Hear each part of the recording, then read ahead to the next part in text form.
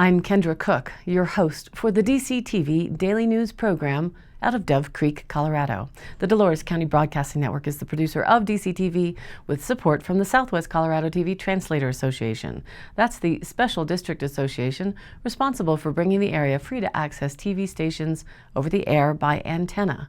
This is a community TV station, so if there's a news story or event information that you would like to share, you can call us and leave a message at 970-677-4119. And if you're a business or organization, we welcome you to find out about sponsorship opportunities for banners or video segments run on the channel.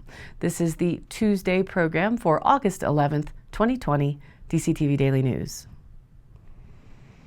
Here's a new project from CDOT, a remotely controlled avalanche mitigation equipment installation above Colorado Highway 145 Lizard Head Pass. That's about a mile north of Rico.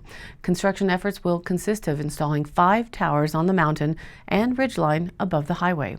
The towers will be used for the preventative controlled triggering of avalanches at known snow slide paths in this area. CDOT's avalanche mitigation program is overseeing the installation of the units performed by Wyssen Avalanche Control of Switzerland.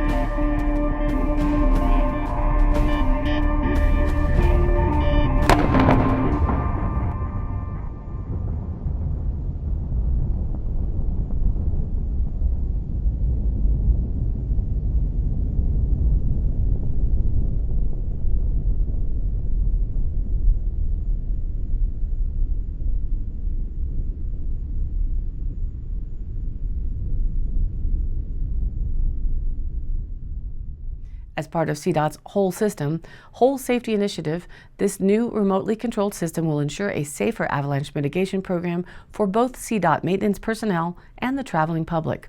Remote systems have proven more reliable and safer for avalanche mitigation personnel to operate.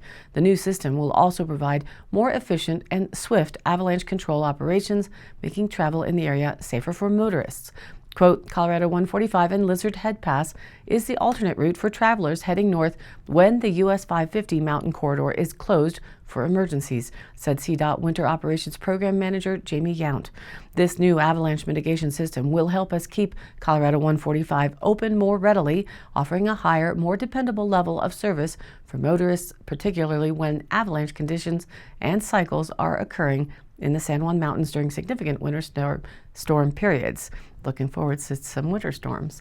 CDOT currently operates more than 30 remote systems at several locations on high mountain highways and the I-70 mountain corridor. The work schedule and travel impacts include that the project will take place on Colorado 145 over a 6 to 8 week period. Crews will mobilize on August 4th, or they already have. The work is expected to end in the beginning of September, weather dependent. Regular work hours are Mondays through Fridays from 8 a.m. to 4 p.m. No weekend work is anticipated. Generally, motorists should expect minimal traffic impacts since most of the work will be taking place off of the highway. Periodic full traffic closures will be required and will last for no more than 20-minute intervals to facilitate rock scaling and helicopter operations. Otherwise, Colorado 145 will remain open as normal. And a speed reduction of 40 miles an hour will be enforced throughout the project work zone. Travelers are advised to visit cotrip.org for updated information through the duration of the project or for any other information on the roads in Colorado. Every winter, CDOT and its sister agency, the Colorado Avalanche Information Center, regularly monitor and control some 278 of 522 known avalanche paths located above Colorado highways. The monitoring and mitigation help prevent natural avalanches from impacting public travel. When there is a high risk of avalanche danger, CDOT will close highways at the location of the avalanche path in order to conduct avalanche control operations. While the road is safely closed to any traffic, avalanches are triggered. Maintenance crews with heavy equipment then clear the highway of any snow and debris that reach the road. The highway can then be reopened for safer public travel. Again, Snow seems like a far way away at this point. We're still in the summertime heat, and let's take a look at what our local weather looks like for the rest of the week and into the weekend. Today, a red flag warning is in place till 8 p.m. tonight, with southeast winds at 10 to 15 miles an hour becoming west-southwest in the afternoon. The winds could gust as high as 25 miles an hour. A sunny day overall with a high near 85. Tonight, mostly clear and a low around 58, with west-southwest winds at 5 to 15 miles an hour, becoming southeast after midnight.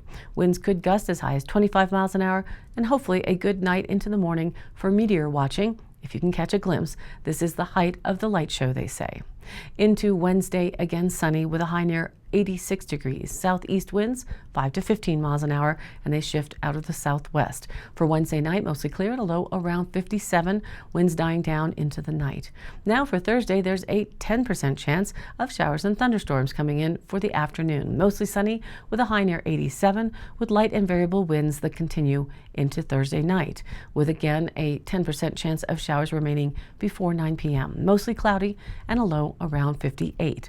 Then back to the standard mostly sunny day for Friday with a high near 87, and Friday night partly cloudy, a low around 58. For Saturday, sunny and a high near 89. Saturday night mostly clear and a low around 58. For Sunday, sunny and a high near 89. Sunday night mostly clear and a low around 59. And now back to our news. Sadly, the Durango Herald reported a 38-year-old Texas man died on Sunday night after driving off U.S. Highway 550 about 9 miles north of the Colorado-New Mexico border. Colorado State Patrol Trooper Josh Lewis said authorities received a report of the crash around 8 p.m. near Sunnyside Elementary School. Lewis said a 2009 GMC pickup truck was traveling south on Highway 550 when the vehicle went off the right side of the road, collided with a sign, and rolled. The man driving the car was not wearing a seatbelt and was ejected, Lewis said. He was pronounced dead on the scene. Lewis said Monday morning that the man's identity could not be released because next of kin had not been notified. He said the man was from Dallas, Texas. Lewis said alcohol is being investigated as a possible factor in the crash. No other cars or people were involved in the incident, he said. In a separate crash around 4:30 a.m. on Sunday, a 21-year-old Ignacio man was taken to Mercy Regional Medical Center with serious injuries after driving off of U.S. Highway 160 near Three Springs. Lewis said a 2003 Chevy pickup truck was headed east on Highway 160 when it went off the left side of the road near mile marker 89, struck a light pole and fence, and then rolled, coming to a rest on the passenger side. The driver, identified as Jamie Venning, was wearing his seatbelt. Speed and alcohol are being investigated as possible factors, Lewis said. I heard someone say it isn't good to share notices on deaths. Is this something you feel isn't newsworthy for the Daily News? I'd love to hear from you as to what other types of news is most important to share here on DCTV. Email me at dcbnnews@gmail.com or call and leave a message at 970-677-4119. We appreciate the input. Tri-State Generation and Transmission's Nucla Maverick Cajon project that consists of a rebuild of approximately 44 miles of 230 kV transmission line in southwest Colorado. The line is primarily constructed using wood tangent H-frames with steel pole dead ends and 1272 bittern conductors. This project presents multiple challenges, including BLM and U.S. Forest Service access restrictions, big game winter habitat areas, along with rough terrain on and off the right-of-way.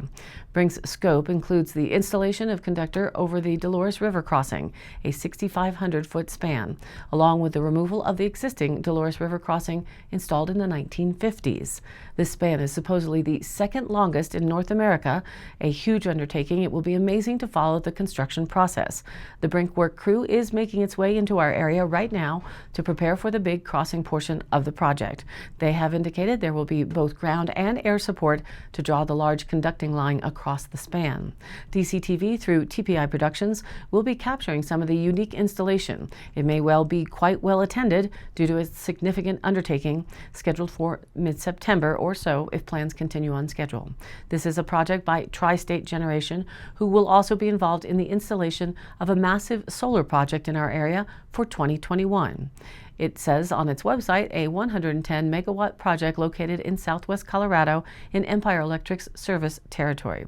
Tri-State has a contract with JUWI, that's Juwi, for that project. And the activist post reported on the latest from Google on what most would find to be a futuristic idea, but you'd be surprised how close this really is to being here soon, or is it already? Google announced that it's working on developing the next futuristic technology beyond smartphones, tattoos that turn the user into a human touchpad. Meanwhile, scientists are developing something way more sinister, using similar skin drawing technology to track its wearers' movements. Google is developing smart tattoos that, when applied to the skin, will transform the human body into a living touchpad via embedded sensors in the ink. No, this isn't science fiction. The wearable project is called Skin Marks.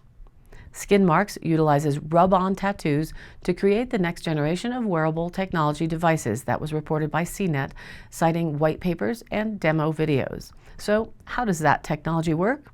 The sensor-driven tattoos are applied to a part of the body, preferably one where you can swipe up and down with ease, like an arm. The sensors can then be triggered by traditional touch or swipe gestures, as we perform daily on our smartphones. However, there are a few more specific gestures related to the appendages of humans. Quote, you could squeeze the area around the tattoo or bend your fingers or limbs to activate the sensors. The project is in part being conducted by researchers at Saarland University in Germany, who wrote in a white paper that the benefit of using skin as an interface, quote, is tapping into the fine motor skills that human beings naturally have. Skin Marks is partly being funded through Google Faculty Research Awards. Interacting with your own skin and limbs also means that you would be able to do actions without looking. This is also applicable possibly for VR, virtual reality. The tattoos are made by screen printing conductive ink onto tattoo paper, which rubs away after use. Some of the prototype tattoos include cartoon drawings or light-up displays.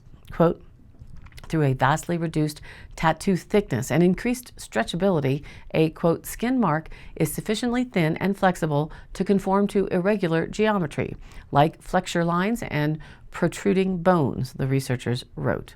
Although Google's skin tattoo isn't a spying device yet, other researchers led by Kunjiang Yu, Bill D. Cook, Associate Professor of Mechanical Engineering at the University of Houston, they have developed a similar form of electronics known as, quote, drawn-on-skin electronics, allowing multifunctional sensors and circuits to be drawn on the skin with an ink pen. They then use this technology as a wearable tracker for biometrics data. While Google's idea is for fun, it could take a quick and disastrous Orwellian turn. Quote, it is applied like you would use a pen to write on a piece of paper, said Yu. We prepare several electronic materials and then use pens to dispense them. Coming out, it is liquid, but like ink on paper, it dries very quickly. The researchers report in Nature Communications that the technology allows for collection of more precise, motion artifact-free health data, solving various long-standing problems of collecting precise biological data through a wearable device when the subject is in motion, that according to Eureka Alert. The imprecision may not be important when your Fitbit registers 4,000 steps instead of 4,200, but sensors designed to check heart function, temperature, and other physical signals must be accurate if they are to be used for diagnostics and treatment, Eureka Alert writes. Read that again slowly and look around you with what's happening right now globally. Is it really out of the realm of possibility to suggest this technology could be used for contact tracing or monitoring COVID patients? Believe it or not, smart tattoos aren't new. Google and Motorola had a patent for a lie detector utilizing a skin neck tattoo going back as far as 2012. Exactly like the current Skin Marks project, that patent stated that the tattoo was only temporary with an embedded microphone. The links for all of this are in the article online. There is no information available whether or not Google abandoned its project to be the world's lie detector with a rub-off tattoo. And this article and more local links are all posted on our Facebook page, which is DCTV Daily News, where you can also watch the program replay along with news links and stories of local interest. And you too can share other events or news there and join in on the conversation. This is your local community TV station, so if you have something to share, contact us. The email again is dcbnnews@gmail.com, or the phone is 970-677-4119. Thanks for tuning in to DCTV Daily News. Programs are broadcast Monday through Friday with replays online on our YouTube channel or the DCTV Daily News page on Facebook. And if you like the program, please do like and follow us on Facebook and share it with your family and friends. This has been a production of DCTV for the DCTV Daily News program out of Dove Creek, Colorado, USA. I'm Kendra Cook. Again, thank you for watching and have a great week.